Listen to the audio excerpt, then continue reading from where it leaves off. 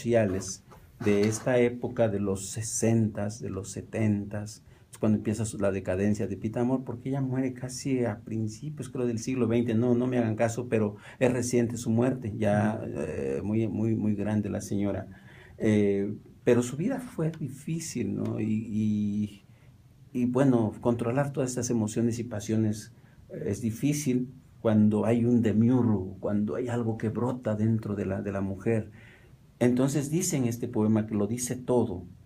Casa redonda tenía de redonda soledad. El aire que la invadía era redonda armonía de irrespirable ansiedad. Las mañanas eran noches, las noches desvanecidas, las penas muy bien logradas, las dichas muy mal vividas. Y de ese ambiente redondo, redondo por negativo, mi corazón salió herido y mi conciencia turbada, un recuerdo mantenido, redonda, redonda nada. Y se queda en esta idea de la nada. Y luego se refiere, no es una idea metafísica como lo piensa el investigador, no sé si se nombre Michael, que dice que esta idea de la sangre es un tema de la metafísica, pero yo más bien creo que es un tema filosófico que tiene que ver con el origen, porque el poeta piensa que su materia siempre ha vivido, apoyándose en la teoría de la física, de que la materia no se crea ni se destruye, solo se transforma. Entonces la sangre viene desde el origen, y lo dice en este poema Pitamor. No tiene nada de metafísico, tiene más de filosófico, y dice: mi sangre es lo que quema, vidas a la llevo dentro. Esto vidas a se refiere a in illo tempore, ¿sí? Desde los primeros tiempos. Vidas a la llevo adentro. Y a mí coaguló su centro, yo soy su sangriento tema. Es en mí su fuerza extrema, antes de nacer me hizo, ya nací bajo su hechizo, viviendo me ha desangrado. Todo el mundo he probado y mi sangre me deshizo. Pero luego ella empieza a hablar de un tema que a muchos poetas llamó la atención, desde el siglo de oro tal vez, con Quevedo, cuando dice polvo seré más polvo enamorado, y luego Gioconda Belli, una poeta nicaragüense, narradora, escribe una historia muy bella donde dice que el polvo de los amantes que vivieron en la época prehispánica, ahí sus huesos estuvieron esperando mucho tiempo. Luego, en la época ya civilizada, alguien sembró una semilla de naranjo, el naranjo creció, tomó de ese polvo sus alimentos, creció la naranja, la mujer que se llama Lavinia va a parte la naranja, come del fruto, y entonces la sangre de estos primitivos llega a la sangre nueva de otra generación. Entonces la idea de la sangre, la idea del polvo va a estar presente en la poética, porque también está presente en la ciencia. ¿Cómo se dice que llega la vida a la tierra? Que es a través de el nacimiento del ser, de la vida en el agua. Pero ¿cómo llega esa vida al agua? Entonces dice, bueno, es a través del polvo. Porque al final de los tiempos lo que queda es el polvo, y esa es la única materia indivisible e indestructible. Y lo que quedará al final será el polvo. Entonces dice la poeta: el polvo es lo que me inquieta, porque vendrá de tan lejos y como en residuos viejos, mundos pasados sujeta. El polvo no tiene meta ni principio habrá tenido. Creo que siempre ha contenido en su esencia polvorienta la eterna fuerza que alienta a lo que es y a lo que ha sido. Y como empecé a leer este libro y empecé a leer Eternidad del Polvo de Elías Nandino, surgió la inspiración para escribir mi tesis, que no había escrito, de licenciatura, y habían pasado 14 años y yo andaba en busca del tema y finalmente lo encontré. ¿En serio? Sí, y mi libro se llama, porque después ya se convirtió en libro, mi tesis se llamó Genealogía del Polvo. Entonces yo hablo del polvo desde el punto de vista científico. Revisé trabajos de astrofísica, de física y todas estas teorías sobre el origen del polvo y de la vida. Luego, el polvo bíblico, desde el punto de vista religioso, pero no solamente judeocristiano, sino de todas las, bueno, de muchas culturas, siguiendo las investigaciones de Mircea Eliade, un investigador muy importante en la religión. Y entonces en toda la cultura encuentro, empezando por el Popol Vuh, que el hombre viene del polvo, porque los dioses se reunieron y molieron el maíz y de ahí sacaron la membrana y la carne de los hombres, ¿no? Y en la cultura prehispánica también está presente el polvo. Y en las demás culturas siempre van a ser del hueso, de lo ya muerto, van a ser la vida. Y el otro tema del polvo es el polvo poético. Entonces, desde el punto de vista fenomenológico de Gastón Bachelard, bueno, no se pronuncia así, pero mexicanizado es Gastón Bachelard, plantea el tema del polvo, y Pitamor fue una de las que también me aportaron elementos sobre el tema, con este poema que dice: el polvo es lo que me inquieta, y ¿por qué vendrá de tan lejos? Bueno, ese ya lo leí, espérate, está rayado el disco. Ay, profe. Pues te dije, Lalito Castillo, que pusieras aquí las marcas. Es pero que anda muy profundo, profe, y se le cuatrapea a veces. Mira, ahí va. El polvo constructor del mundo, mundo de sangre impregnado, lo gris por rojo has mudado, lo estéril por lo profundo. Es tu poder tan profundo que de sangre has hecho ideas. Temo que divino seas, pareciendo terrenal, pues te presiento inmortal porque tú mismo te creas. Y hay un ensayo de Alfonso Reyes que se llama Palinodia del polvo, que es como la venganza del polvo.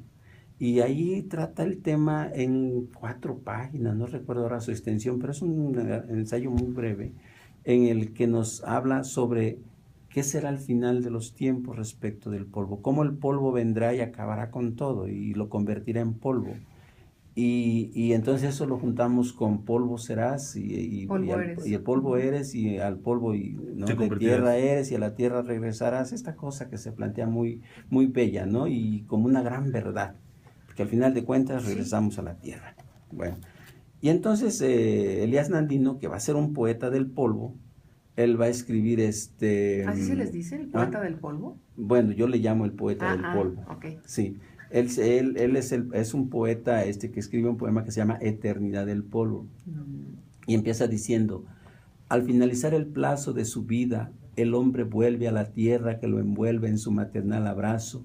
En ese oscuro regazo, por años, siglos quizá, aprisionado estará su cuerpo desfigurado.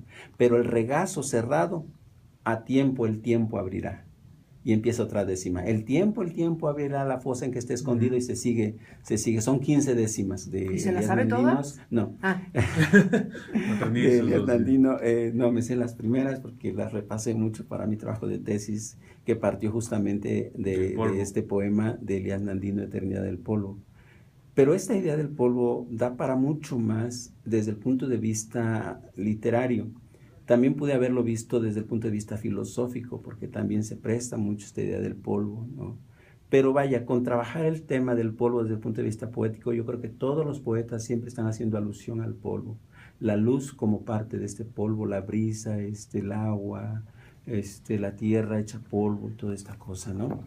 Que al final, pues la materia, como dicen los físicos, no se crea ni se destruye, solo se transforma. Así es. Y que bueno, Pitamor va a ser una poeta que va a ser como una especie de resonancia de los grandes poetas del siglo de oro español. Creo que van a ser sus grandes maestros, ¿no? Como Lope de Vega. Ahí tiene por ahí un soneto donde despierta a todos los poetas de la antigüedad, incluso a Shakespeare, a Lope de Vega, Calderón de la Barca, Tirso de Molina, que fueron, además de dramaturgos, al mismo tiempo fueron grandes poetas, ¿no? Pues no se diga del señorón Luis de Góngora y Argote, ¿no? Que creyéndose se creía y era, ¿no? Un gran poeta, y queda para la posteridad como un gran poeta, ¿no? Escribió poesía, novela, Góngora escribió, Pitamor. Ella escribe, y no sé si en realidad deja libros hechos, tal vez sí. Es poeta. no principalmente. Y se dedica a escribir sonetos a la manera de Góngora, a la manera de Quevedo, a la manera de Lope de Vega, que fue el monstruo de los sonetos, ¿no?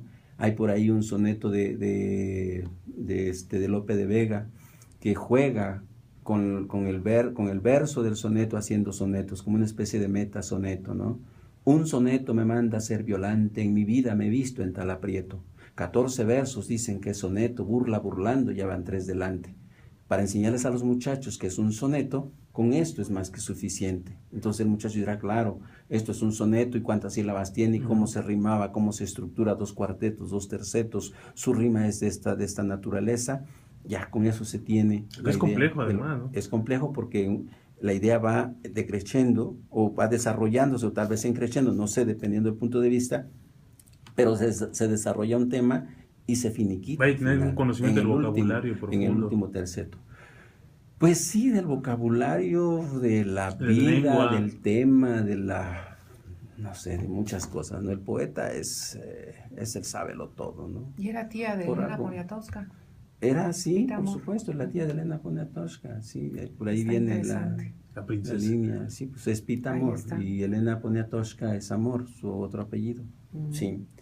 Y bueno, de esta mujer, su vida que te decía, que fue muy, muy difícil, ella le escribe un soneto a su hijo, porque alguna vez te dije que Pitamor tuvo un hijo que se lo cuidaba a su hermana, y entonces, en un descuido, el niño se va a la piscina, y cuando va de visita, esto lo narra aquí Michael, ¿no? Cuando va de visita, o Michelle, como le quieras llamar, va de visita y lo encuentra flotando en la piscina, ¿no?